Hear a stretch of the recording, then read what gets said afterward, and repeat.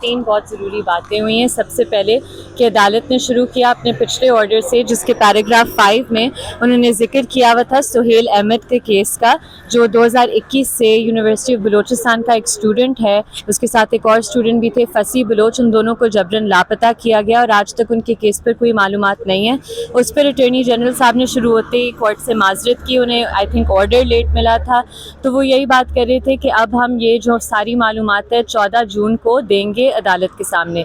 دوسرا ضروری کیس جو ہائی لائٹ ہوا تھا فیروز احمد، جو 17 سال کا اسٹوڈنٹ ہے ایرڈ ایگریکلچر یونیورسٹی راولپنڈی کا. اسے 11 مئی 2022 کو جبراً لاپتہ کیا گیا یونیورسٹی لائبریری کے راستے میں، اور ان کے والد صاحب نور بخش صاحب آج تربت سے سفر کر کے اسلام آباد آئے صرف عدالت کو بتانے کے لیے کہ آج تک کسی حکومتی رہنما نے ان سے رابطہ تک نہیں کیا.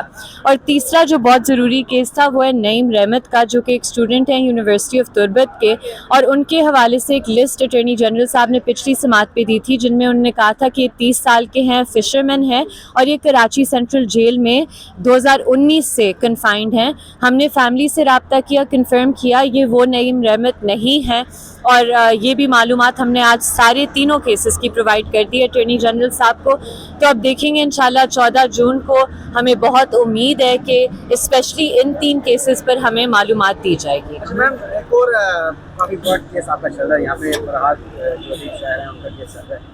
وہ سخت ریمارکس پاس کی گئے ہیں چند روز سے اختر کیانی صاحب کی طرف سے. آج کیا توقعات ہیں؟ آپ کو لگ رہا ہے کہ کیس جو ہے حتمی انجام کو پہنچے گا؟ دیکھیں سخت ریمارکس تو میں نہیں کہوں گی، میں کہوں گی کہ بالکل ٹھیک ریمارکس ہیں، کیونکہ جبری گمشدگیوں کے کیسز میں یا انسانی حقوق کی خلاف ورزیوں کے کیسز میں ہر عدالت کے ایسے ہی ریمارکس اور ایسا ہی اپروچ ہونا چاہیے جو آئین کے دائرے میں رہتے ہوئے کام کرتے ہیں.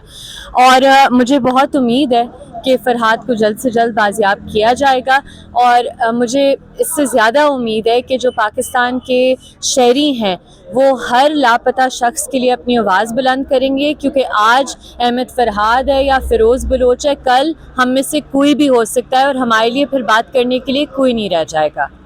Thank you.